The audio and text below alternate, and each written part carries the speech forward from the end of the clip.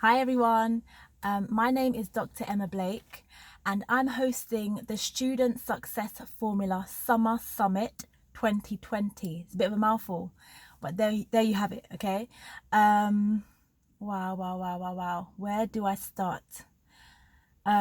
Firstly, I just want to say a big thank you to everyone who has registered so far. We have 4 days to go. The conference is on the 29th of August 2020, Saturday the 29th at 5 p.m. It's a 3-hour conference with 3 sessions. And I almost can't believe that over 155 people have registered so far. I'm just gobsmacked. I'm in awe. I'm thanking God. I'm excited, and I just want to tell you a little bit about myself. Yesterday, I sent out an email to the 119 people who had registered at that point, which was around 7 p.m. on Monday, and like in the email, it was a passionate email.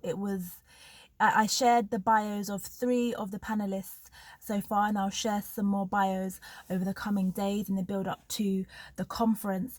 But I got an email response back, and a lovely lady emailed me and said, Dr. Emma, where can I read about your bio?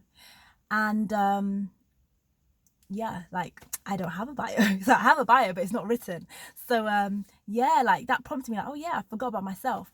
And actually her message, lovely short message, it encouraged me to do this video. And I've been reluctant to record myself.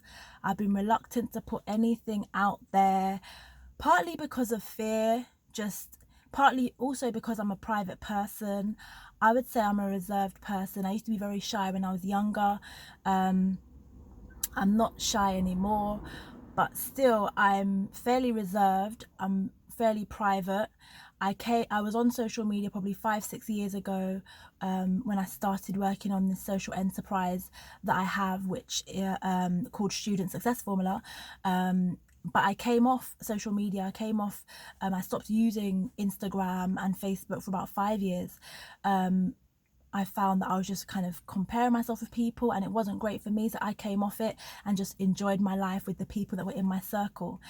And it's important for me to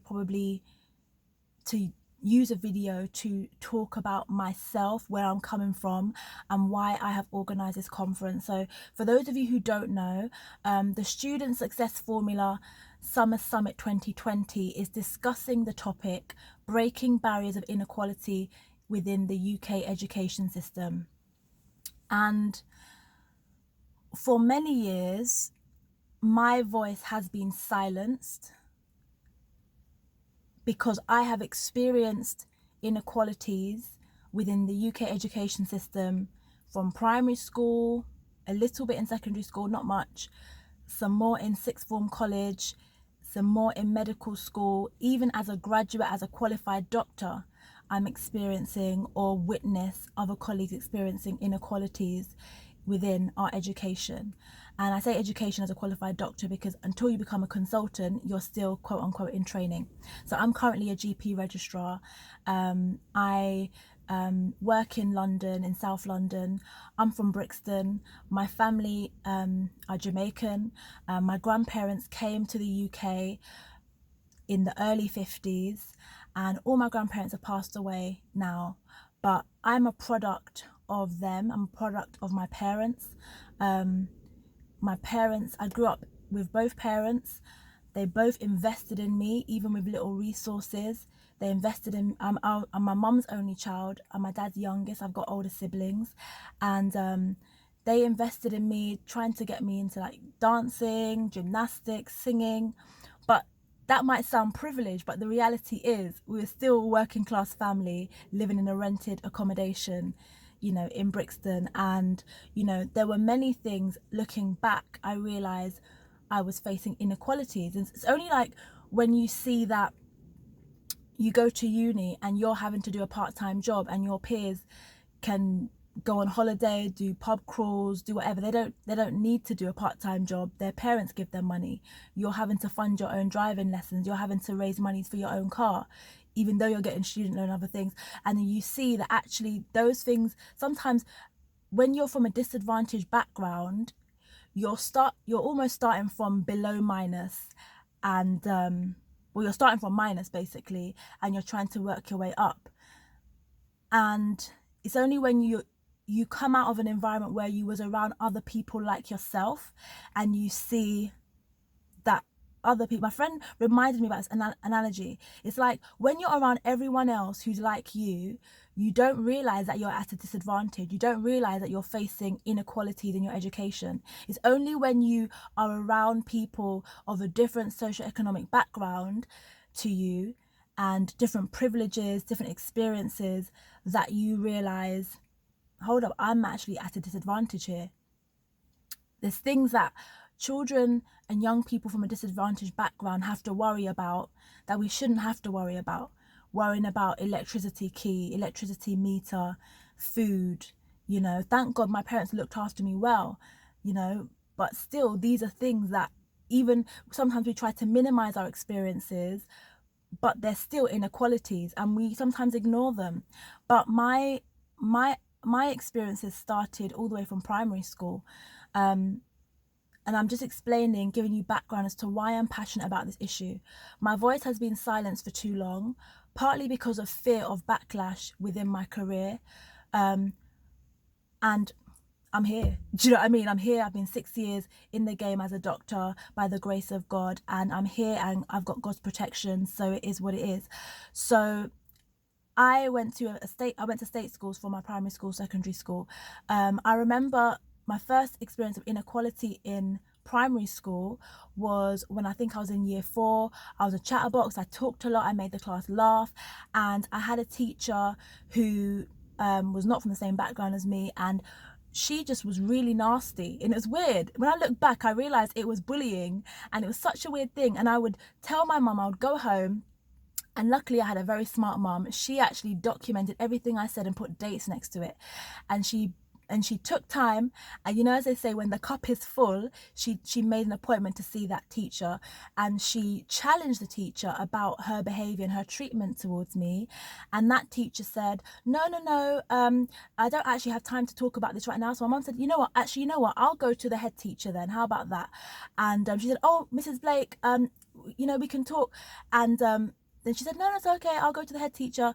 And that changed her behaviour. And what my mum did, to be very smart, it's another way she bucked the trend of inequalities. She opted to become a governor, and she was nominated to become a governor in that school, even up until when I left to go to secondary school.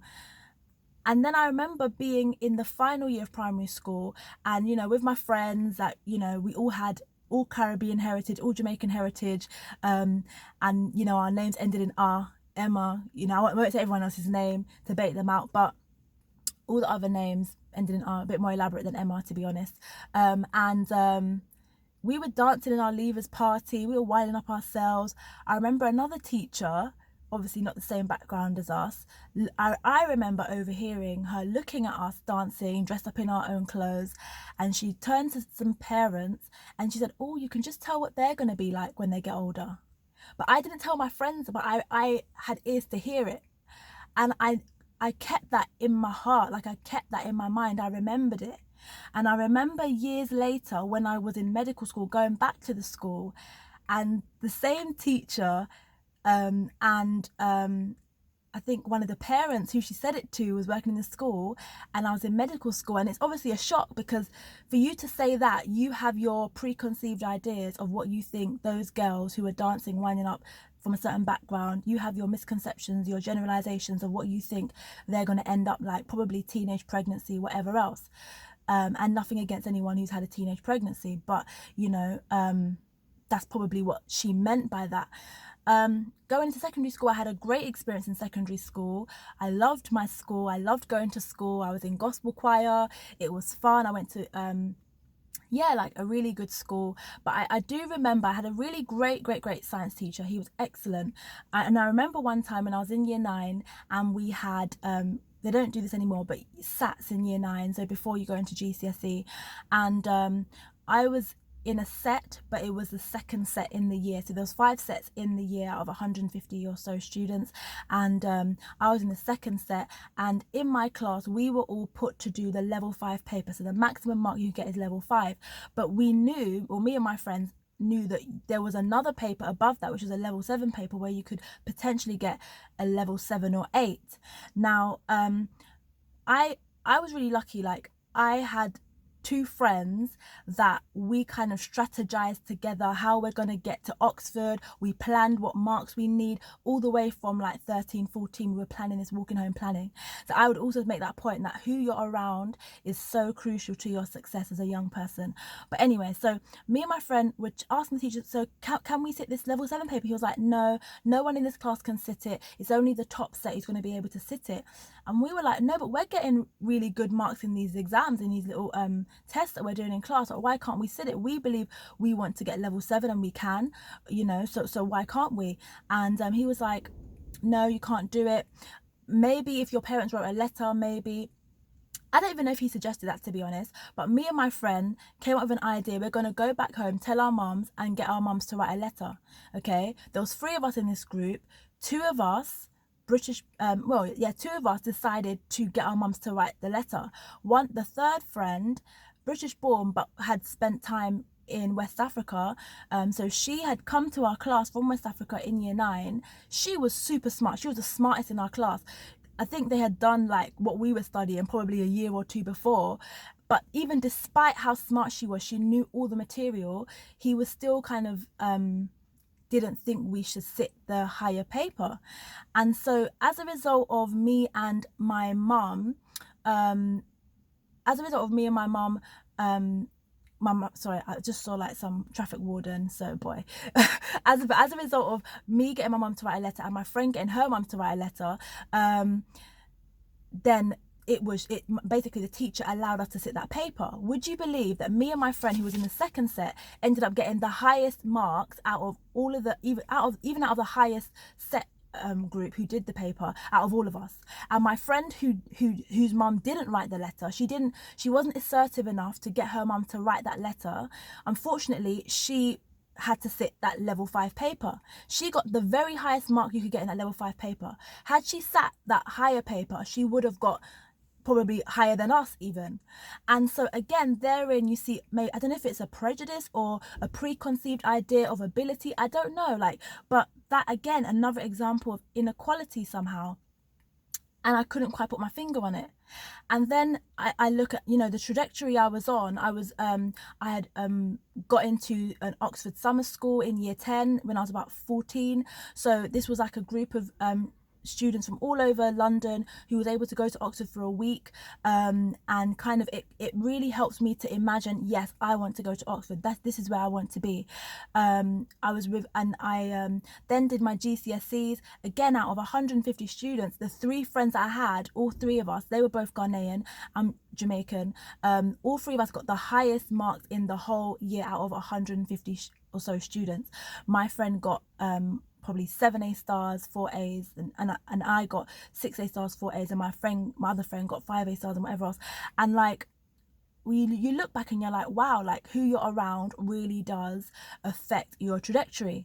So now moving on to sixth form college, I think it's a completely different kettle of fish when you're doing A levels. That's what every student needs to know. But the support to structure your time, have the right mentality, all of that support was lacking. Another element of inequality, which I'll touch on, I was reflecting on this yesterday with my mum, was just the fact that I would come home from school after sixth form college. I would be at home for hours by myself. I would watch television. I didn't have the discipline, or maybe my brain wasn't mature enough yet to enforce discipline on myself to get my work done. And you're from a disadvantaged background, so your mum has to go out to work and come back when she comes back. So she's coming back probably 8 o'clock, and I haven't done the work. So I'm going to school not having done the work, but thinking, you know what, I can do this. I got 6 A stars, 4 A's, and whatever else in my GCSEs. I can do this. I would go to class, we would laugh, and we'd do our thing. And what I didn't realise with all of that people were taking note, because when I eventually got the 3Ds in biology, chemistry and maths in my AS level, because at that time you didn't sit all the exams at the end of the 2 years, you sat exams halfway through at the end of the year 12 and then at the end of year 13, and altogether it came up with your final mark. So when I got the 3Ds now, and I was told by the teachers that, you know what, and I was like, how am I going to get into Oxford? But I was told by the teachers that we can predict at least one grade above. Historically, we know that students only really are able to kind of increase their grade by one. So your aspirations of getting 3As and going to Oxford, that's not going to happen. So I was mindful of the fact that even with these 3Ds, I probably could be predicted 3Cs, and I could probably apply for maybe biomedical sciences or something else, but not Oxford and not medicine. But I still had faith. Something in me was like, you can do it, just resit all those exams. That was what was in me. Okay, and bear in mind, I'm a Christian, and I had faith, and I was like, you know what, I can do this. I can actually do this. So I changed my mindset. I had the vision, because I'd been to Oxford summer school twice at that point, and I was like, you know what, I had the vision of where I was going to be and what I was going to be studying. But I went back to school for the year 13, and I remember there was 8 of us in the class. We all went to the maths teacher we had for year 12 to ask him, sir, what are you going to predict us? And I was so embarrassed because of my grade that I got. I let all the other girls go up first to ask him, and he was saying A, B, and I waited until they all left. And there was another teacher in the room who was the one who was going to take over from him and teach us for year 13. And I said to him really kind of coyly, I was like, sir, what are you going to predict me? And he said D. And in my head, I knew he could predict me a C, because I knew they can predict one grade above, but I didn't have any ground to challenge him. But the worst thing is that as I left and was leaving the classroom, the other teacher said to him, why don't you predict her a C? And I heard him say loud enough for me to hear, no, why should I? And I thought, my God, like, as in, wow, it's as if he had a personal vendetta against me because I talked in his class. I don't know, but it felt so spiteful, and it was so painful. But I still had that faith that, you know what, I'm going to resit. So I went home, I begged my mum. I said, Mum, please get me a maths tutor, please. My mum couldn't afford it, but she somehow, because I begged her and I showed her how I was going to improve my grades and whatever else, she got me a maths tutor, a lovely Greek tutor. I forgot his name now. And he was working with me probably every other week. And, you know, despite having the maths tutor, with the little tests we would do in class, I was still getting some of the lowest marks, like 22%. And I was like, I dared not tell the new teacher that I was having a maths tutor, because that would have been so embarrassing. But anyway, I was pursuing this thing. I stayed at the library after school until the library closed. I went to the teacher, the new maths teacher, after school. I was like, Miss, can you help me? Can you help me? And one day, because she was so busy, bless her, but one day I went after school. I sat down in the seat in her classroom as she was, and I wasn't moving. And I said, I need help. I need you to help me. I'm here. Everyone else has gone home. I need help. And she said, I'm busy. I'm a bit about, but then she came up to me, and I said, and I started getting on with the work. And this is after school now. And I said, Miss, I don't understand why I just can't get it. You know, I got an A star in my maths GCSE. And then she said to me, Emma, you've just got to accept that you've reached the top of your ability. I just pause for a second, because I actually can't understand how anyone can feel it's appropriate to say to a student or to any human being, you've reached the top of your ability. That doesn't even make scientific sense. But anyway, that's what was said to me. And it was repeated to my mum at parents' evening. That's the boldness of the confidence in that statement. Emma, you've reached the top of your ability. What confidence? You see, when you face a hurdle like that, many people may buckle at that, because it's that you might just believe it, because you're like, well, I'm not passing in the test. I'm getting low grades in the test, so she's probably right. But I said to myself, no. And you know what? By the grace of God, when I did the modules, because we did testing modules, I actually ended up getting the highest in the class. She couldn't believe it. None of the other teachers could believe it. I reset a whole load of exams.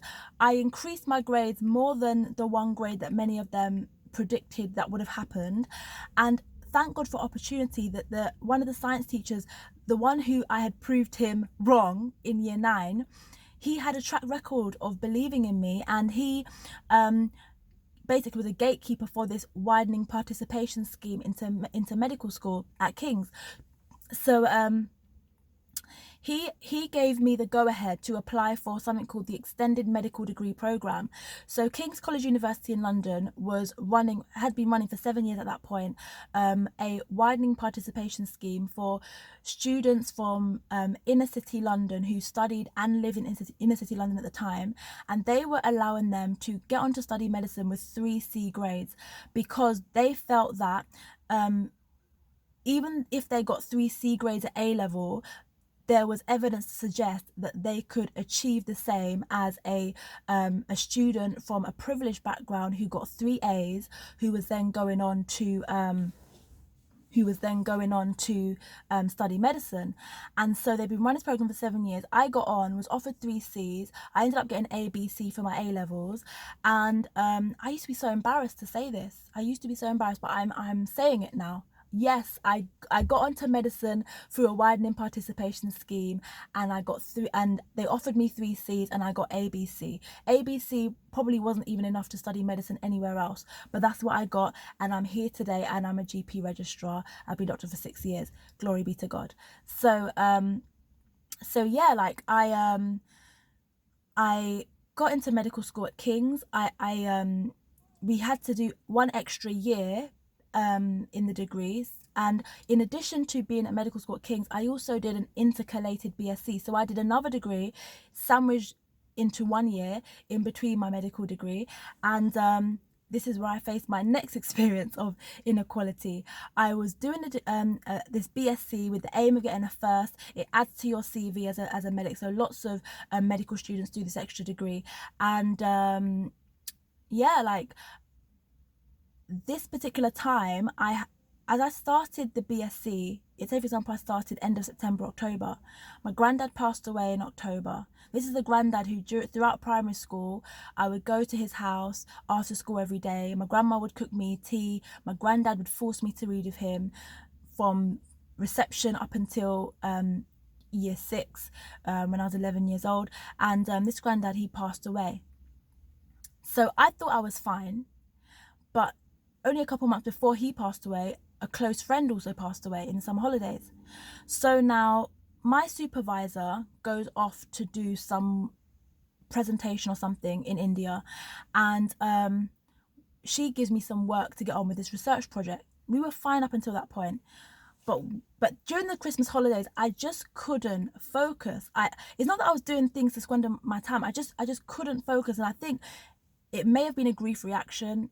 I don't know, but I just couldn't focus on the work, reading the papers, the scientific papers I had to do.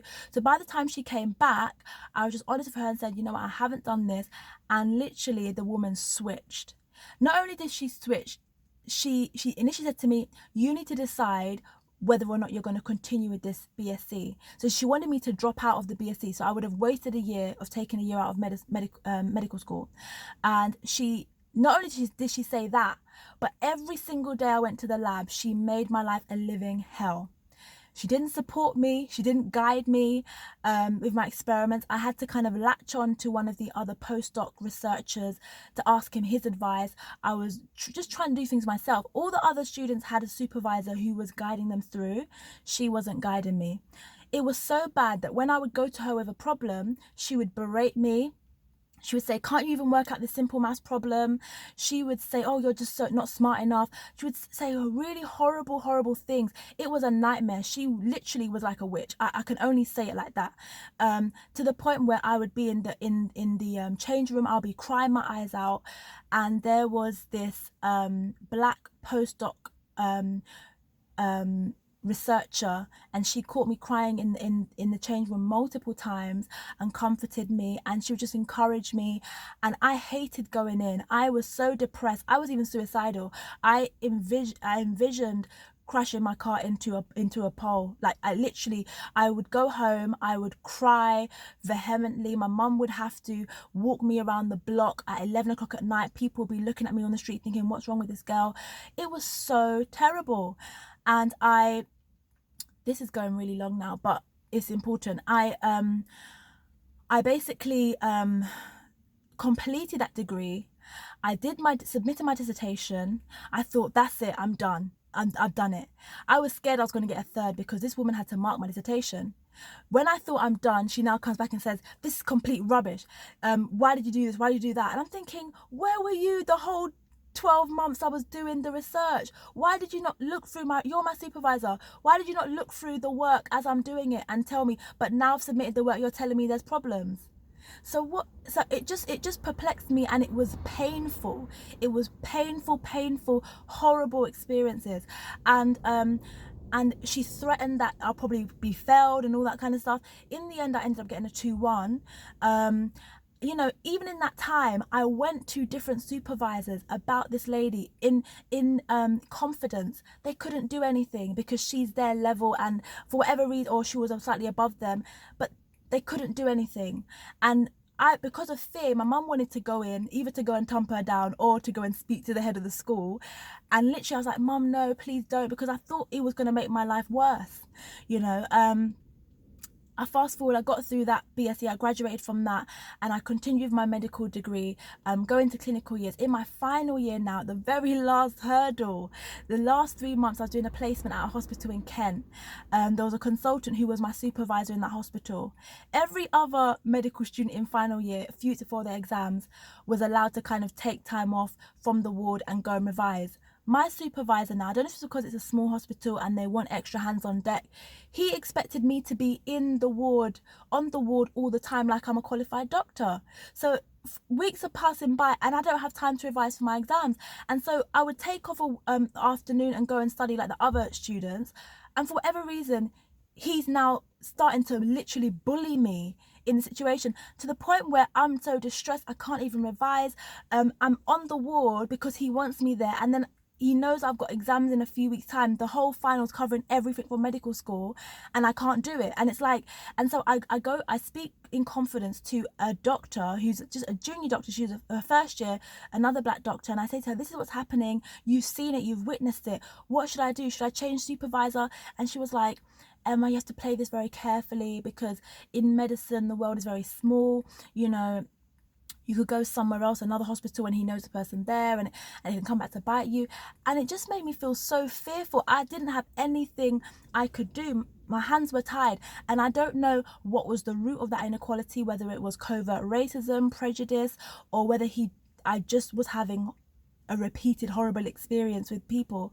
But where I was a very assertive young black woman, by going through all these experiences and graduating, my friends were like, Emma, you can't be like that once you graduate, because you just can't be like that. So then my voice got silenced, my voice got stolen. And then you now graduate, you're a qualified doctor, you think you've arrived, and you realize you really haven't arrived. I have so many black colleagues, especially females, who say that we have to get every year, we have to get multi-source feedback from different people we work with, whether it be nurses, other doctors, receptionists we work with, just to see, like, just as part of our portfolio. As I said, we're on an ongoing kind of training until we're a consultant. And some of my colleagues would tell me, they wrote in the comments in my feedback, unapproachable, she doesn't smile, she's aggressive, she's and I think to and we discuss this, and we're like, but we see so many other doctors and they're assertive or they're rude, and this doesn't come back to bite them like how it comes to bite us. We're not even rude, we're just maybe ourselves. We might not talk, we might not smile, like, certain things. I remember even, being a doctor and going to locum somewhere with another black doctor. We're both tall, both black. I wear glasses, she doesn't. She had long hair, I had my hair in a different style, and they're mixing us up. And then after 2 weeks, we challenge it, and it gets turned around like, oh no, we're going to take you to HR because you're accusing us of racism. And it's like, hold up a second. Like, and so all throughout the journey, and I look back and I see inequalities and hurdles, and thank God I was able to overcome them, not because of I'm great or anything like that, just because the grace of God and people praying for me and just faith in believing that I'm going to get through this. But now it's time for this to stop, because I hear of the inequalities other students are experiencing, and 15 years later I'm like, you're still experiencing this? This has to stop. It has to. And I don't have a social media platform. I don't have a lot of money, but what I do have is experience, what I've been through. I have a passion, because I've always said to myself, when I become a doctor, I'm not just going to become a doctor for myself, but I'm going to reach back and help other students. Because of what I've been through, I'm passionate about that. And so I've been tutoring students in schools. I did some intervention work with some year 10 students and did some tutoring with them. And I've got this social enterprise where I'm working to inspire and raise the aspirations of young people and also help them achieve their full academic potential. And my special interest is helping to demystify science, to showcase STEM careers, and to encourage more students, female students, students from disadvantaged backgrounds, to consider careers in STEM. And hopefully through my connections I can connect them to the people and the companies that will allow them to get that experience. So that is the, you know, the goal and the vision. But you know, after that whole A-level fiasco 2020, I was like, you know what, I need to actually do this. Let me do this. So literally this event, I started preparing for it last week Monday. Okay, and by the grace of God, through the access I have and through different people, I've been able to get an amazing panel. By the grace of God, again, there's about 155 people registered. Thank you. Genuinely, thank you from the bottom of my heart. This conference is not about alienating anyone. It's not about villainizing anyone, but it's about looking at the problem. Let's not bury our heads anymore and think this doesn't exist. It still does, and it's unfair. We don't have to be treated the same, but we do need to be treated equally, so we have equal access to be able to achieve success and fulfill our potential. So I hope this gives you a bit of background, a bit more background about me, where I'm coming from and why I'm passionate about this. I even forgot the date today, but you know, what date is it? I can't get the date, but yeah, I think it's the 25th. It's Tuesday, the 25th of August. The conference is on Saturday, the 29th of August at 5 p.m. It is Student Success Formula Summer Summit 2020. We are discussing how we can break barriers of inequality within the UK education system. There's a whole range of topics and things we're going to be discussing. We have amazing panelists. I'll be hosting. And yeah, if you know any parents of students aged 11 to 19, particularly those students who are from disadvantaged backgrounds, please share this video with them. I want to reach as many parents and students as possible, particularly students aged 14 to 19 who are at a place where they can take this information and act on it themselves. And parents, we need you, because you need to be our coach. Like, I was thinking about Usain Bolt this morning, and I was like, Usain Bolt wouldn't be Usain Bolt without Glenn Mills, who is his coach. You know, Glenn Mills took him under his wing from a young age, and he is where he is. He had the potential. He always had the potential, but Glenn Mills honed that. And so I hope through this conference we can help parents to have the skills and the knowledge to become the Glenn Mills for their child, you know, to become that coach, to become their child's best advocate. You don't have to believe negative words that are said about your child in relation to this is their top of their ability. Like, let's look at examples of people who have succeeded, and let's try and reverse engineer their success. Let's look at some of the issues and see how, you know, we might not be able to change systemic inequalities in one shot. We can definitely challenge it with a united voice, which is the purpose of this conference, to brainstorm and think about how we can challenge these things. But we can also overcome the hurdles. I've overcome some of the hurdles. Many other people have overcome hurdles to achieve success, you know, whatever that looks like for them. And so this is 34 minutes. Thank you for your time. I'm going to leave it there, but that is my bio. This is my bio. So thank you. God bless.